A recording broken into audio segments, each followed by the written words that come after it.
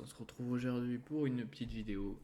Donc là, on est en train de parler, immobilier, pardon, non. Immobilier, c'est briques, c'est autre chose.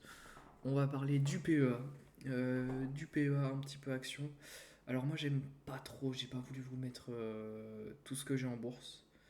Je vais essayer de voir les prochaines fois à montrer sous forme de tableur ou alors avec mon compte en cachant un petit peu les données histoire de protéger ma vie privée tout simplement. C'est un peu paradoxal de dire ça en faisant des vidéos sur internet.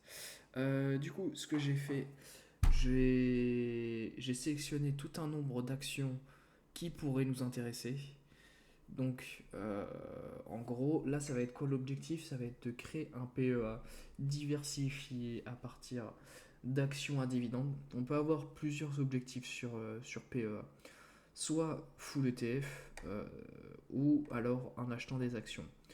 Le choix full ETF peut être une bonne option quand on ne connaît pas trop, mais le problème il n'est pas adapté à tous les profils. Je trouve que ce qui peut être adapté à certains profils, c'est quand on veut générer un certain revenu. Quand on achète des actions à dividendes, on a un revenu. Là, par exemple, j'ai sélectionné plusieurs actions, pardon, de différents milieux.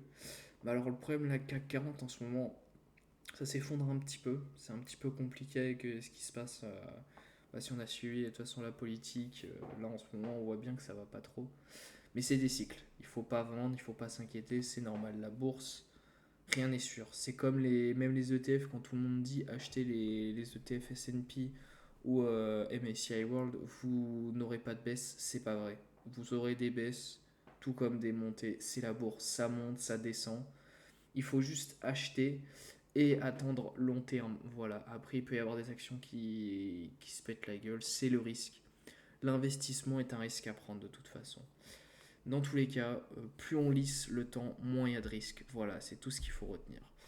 Là, du coup, j'ai pris des actions un petit peu de qualité. Du coup, AXA dans le milieu assurance. Là, on voit là à 39 euros, ce qui est un petit peu, commence déjà à être un peu cher, mais ça reste correct. 2,15 euros de dividendes, donc tous les ans. Que la dernière dividende, c'était le 5 mai. Le rendement, on l'a ici d'estimer. Le PER, c'est très important.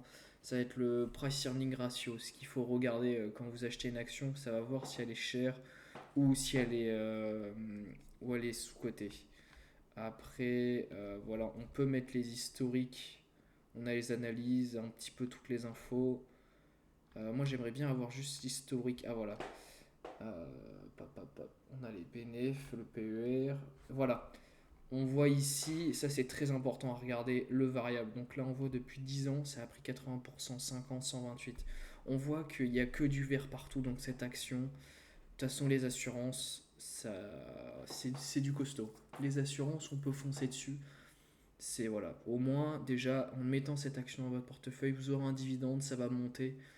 Moi, je sais que je l'ai acheté il y a plus d'un an. Et donc voilà, moi je suis déjà à 14%. Moi je crois qu'elle valait 30 euros quand j'ai commencé à en acheter. Donc voilà, j'ai déjà gagné 10 euros. Je dois avoir 500 euros d'actions chez eux en moyenne. Donc voilà, ça c'était la première action. La deuxième, FDJ. Bon, FDJ c'est un peu pété la gueule, on peut le voir. Malgré tout, FDJ, ça a toujours été une bonne action. Donc là, on peut voir depuis. Bon, là malheureusement, tout est un peu dans le rouge en ce moment. Il faut bien regarder les actualités. Après, si on voit au niveau du dividende, le dividende reste correct. Le price earning est un peu plus haut. Le rendement estimé est plus important. Peut-être aussi est-ce que ça tombe. Il faut regarder dans les actualités. Et les actualités, ça c'est super important. Donc là, ici, nanana.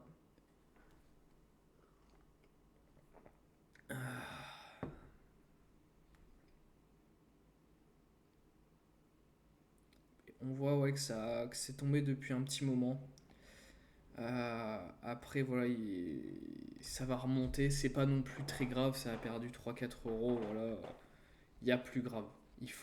Ça reste à étudier. Voilà, je pense que ça va remonter. Il faut attendre. Mais pour moi, ça reste encore. Pardon. Oh là là, il faut dormir, c'est trop important. Ça reste une bonne opportunité. Là, j'ai mis très peu d'actions, mais dans différents domaines. Donc là, on avait le domaine assurance, la paris sportif, enfin paris sportif, les tickets loto, enfin, il y a beaucoup. Il y a beaucoup sur la société. Moi, ce que je vous conseille, par contre, à chaque fois, avant d'investir sur une société, c'est de bien tout regarder. Là, on va pas analyser chaque société, sinon ça prendrait trop le temps. Mais pareil, FDJ, bah, ça existe depuis longtemps. Ça a été créé de mémoire, il me semble, après la guerre pour financer, pour refinancer la reconstruction de la France. Non, c'était, pardon, je dis des bêtises. Pour les soldats, un truc comme ça, bref. C'était la petite partie historique, mais FDJ, ça peut rester une bonne valeur. Voilà. Donc ça, on est bon. Alors là, ça, c'est ma petite préférée. C'est pas très bien, parce que du coup, j'ai quand même un œil assez. Alors, on a 3,30 € de dividendes. Donc là, par contre, le prix est beaucoup plus élevé, 175 euros. Le prix ne fait que de monter. Depuis, là, on voit c'est assez stable, de toute façon, on voit. Le PER est assez élevé. Le rendement n'est pas ouf, mais pourquoi cette action est pas mal, je vais vous le dire. Voilà. Est-ce que j'ai besoin de parler pareil au niveau quasiment que du vert, des grosses montées, euh, et puis surtout, comment dire, Air Liquide, quand on détient certaines actions depuis un certain temps, on va avoir des avantages. Air Liquide, on a un avantage. Quand on détient des actions de chez eux depuis plus de 2 ans, si je ne dis pas de bêtises, c'est marqué sur leur site. Vous allez sur leur site, tout est expliqué au niveau des actionnaires. Si vous avez les actions depuis 2 ans, vous gagnez 10% en plus de dividendes. Oula, pardon. Bref, 10 euros, 10% de dividendes en plus. Donc ça peut aller très vite. Et il me semble, si on a plus de 10 actions, on gagne une action gratuite quand ils en donnent. Pas chaque année, mais quand ils en donnent.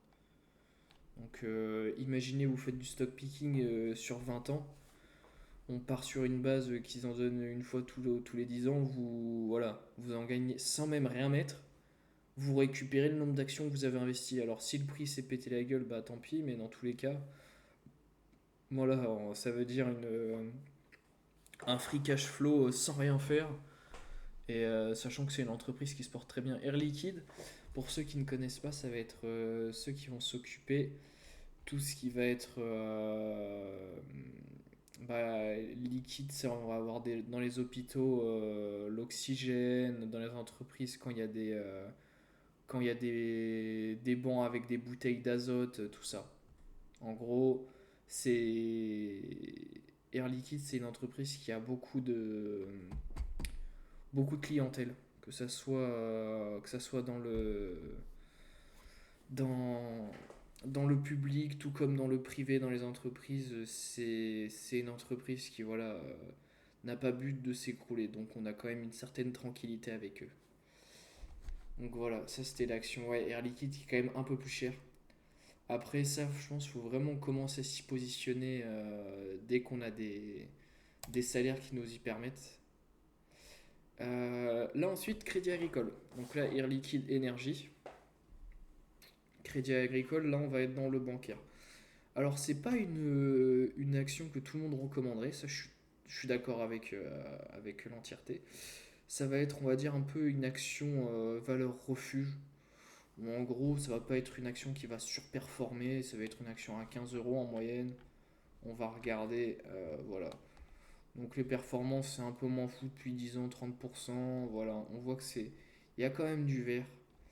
On voit que l'action a un bénéfice, enfin un dividende de 1,10 € par action. Donc 15 euros l'action, 1,10 € le dividende, c'est pas trop mal. Un rendement estimé à 7%, un PER à 7%. Voilà. Le seul problème, c'est qu'avec le bancaire, l'action ne va pas exploser du jour au lendemain. Ça reste quand même un actif avec stable.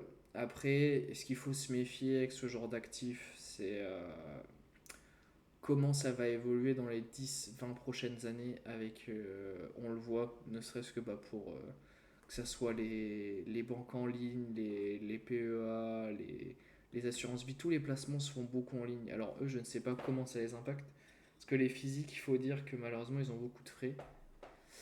Après, l'avantage des banques physiques, c'est pour les prêts. Après, peut-être que moi, je me suis peut-être pas assez renseigné, mais avoir des prêts sur des banques en ligne, c'est un peu plus compliqué. Peut-être que ça se fait, peut-être que moi, je dis une grosse bêtise à ce moment où je vous en parle. Mais voilà, c'est vrai que ça peut être le seul doute de se dire bah, dans 10 ans, si les banques en ligne font des crédits, bah, eux, ils auront tout lieu à se rediversifier, à faire des offres plus intéressantes. Mais voilà. Dans l'actualité des choses, ça reste une action plus que correcte dans le milieu bancaire. Et on remet une action dans l'énergie. Voilà, c'est pas pareil, ça va être plus dans le pétrole, donc Total, pas besoin de présenter. Du coup, le dividende de 85 centimes. Donc lui, pour moi, il me semble qu'il est trimestriel. On l'a 3 fois par an. Donc là, on voit que le dernier dividende a été versé en juin 2025. Un rendement estimé à 6%, un PER à 9%. Enfin, 9, pardon, c'est pas 1%. On voit par contre que l'action a baissé depuis dernièrement. Elle était passée un moment au-dessus des 60 si je ne dis pas de bêtises. On voit quand même qu'il y a quand même une courbe assez stable. Euh, alors, alors c'est très bien. C'est très bien. Là, on a tout ce qui va se passer. Donc là, on voit détachement à compte dividende. On voit tout ce qui va se passer les prochains jours. Ça, je ne sais pas s'il y avait sur les autres à regarder. Là, on voit qu'on va avoir le détachement des acomptes dividendes en octobre. Résultat du troisième trimestre. En janvier, paiement acompte dividende. Hop, hop, hop. Et là, à chaque fois, on voit ça toute l'année là. Du coup, on aura tout le programme. Donc, c'est pas plus mal. Après, voilà. Moi, je vous ai juste fait une petite présentation. Il y en aurait une autre que j'aurais voulu présenter qui peut être pas mal. Vous avez Veolia dans le domaine de l'eau. De mémoire, c'est à peu près 1 euro, 1,50 euro, vers 1 euro de dividendes. Je ferai une autre vidéo avec un panel plus détaillé. Après, voilà, c'est des actions que je trouve qui sont quand même assez connues et qui vous permettent quand même d'être sur des valeurs assez sûres. Bien sûr, on n'est pas à l'abri d'une baisse, comme on l'a vu bah, pour le géant LVMH qui a perdu 200-300 euros d'un seul coup. 200 euros de mémoire, ouais. Qui était à 750, un truc comme ça, et qui est passé à 450. Là, ça a remonté, c'est à 500 le cours en ce moment. Donc voilà, c'est pour dire la bourse, ça peut être un moyen très facile de gagner, mais de perdre aussi si on laisse ses émotions. C'est pour ça, faut bien savoir ce que vous voulez en investissant en bourse. Moi, je sais que j'ai fait une stratégie 50-50 que je suis en train d'essayer d'équilibrer, parce que j'ai fait des erreurs, comme tout le monde, où là, je dois avoir sur mon PEA 90% d'actions et 10% d'ETF. Pourquoi je m'expose uniquement à des petits ETF, enfin à deux ETF, le World et S&P 500, pour avoir une diversification géographique. Je vous ferai une prochaine vidéo pour parler d'ETF, un petit peu bah, les objectifs de pourquoi on pourrait faire un ETF et avoir une stratégie un peu plus axée et un portefeuille qu'on pourrait créer comme ça. Je vous dis à la prochaine et prenez soin de vous.